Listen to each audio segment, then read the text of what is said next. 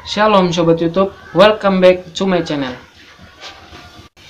5 fakta mengerikan yang terjadi di neraka berdasarkan kesaksian dari beberapa orang ini yang pernah dibawa oleh Tuhan ke sana. Kita sadar 100%. Dalam hal ini, semua alat indera kita berfungsi dengan sangat sempurna. Alat indera kita jauh lebih tajam dibandingkan alat indera ketika kita masih hidup di dunia. Kita bukan seperti mimpi ya sobatku. Yang kedua, kalau sudah di neraka berarti tidak ada kesempatan sedikit pun lagi untuk kita mengatakan bertobat kepada Tuhan. Dalam hal ini, kesempatan untuk bertobat hanya ketika kita masih hidup. Surga ya surga, neraka ya neraka. Karena kesempatan kita menentukan pilihan bertobat atau tidak hanya pada saat ketika kita masih hidup di dunia. Yang ketiga, di neraka hanya ada penyiksaan, ratap tangis, dan kertak gigi. Orang-orang disiksa menurut perbuatannya.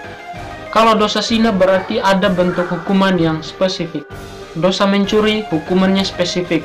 Dosa membunuh hukumannya juga spesifik. Begitupun dengan dosa-dosa lainnya. Menurut saya Sobat YouTube, apapun bentuk hukumannya yang namanya sudah di neraka, dalam hal ini murka Tuhan, maka hal itu adalah sangat mengerikan. Yang keempat, hukuman atau penyiksaannya kekal. Penyiksaannya tanpa henti alias terus menerus. Contoh, lidah dipotong lalu tumbuh lagi, badan hangus terbakar tetapi kembali lagi ke sedia kala. Dan terbayangkan sobat betapa menyakitkan hal itu.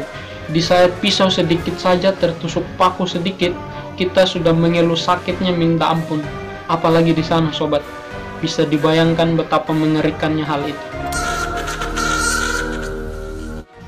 Yang kelima atau yang terakhir, api dan ulatnya tidak pernah habis.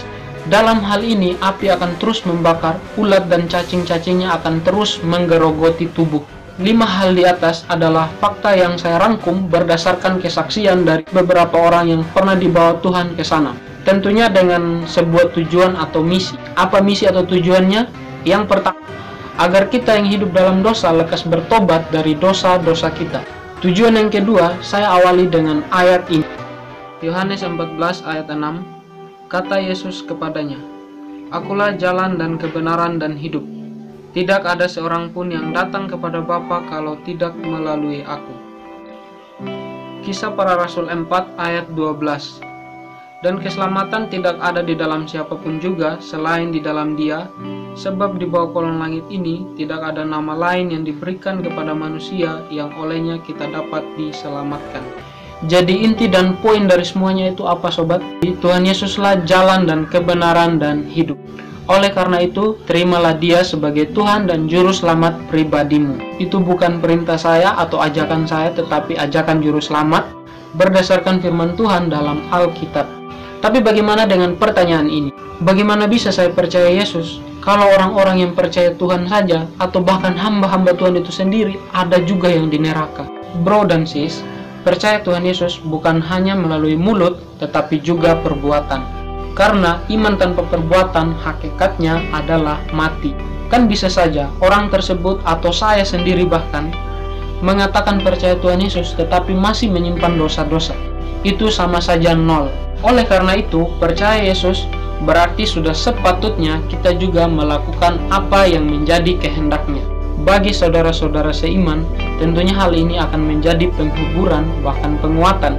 Tetapi bagi yang belum percaya, tentunya hal ini adalah lelucon, bahkan akan menjadi hujatan atau kebencian bagi saya. Tetapi apapun alasan itu, saya terima dengan sangat sukacita. Pada akhirnya, percaya atau tidak adalah keputusan pribadi.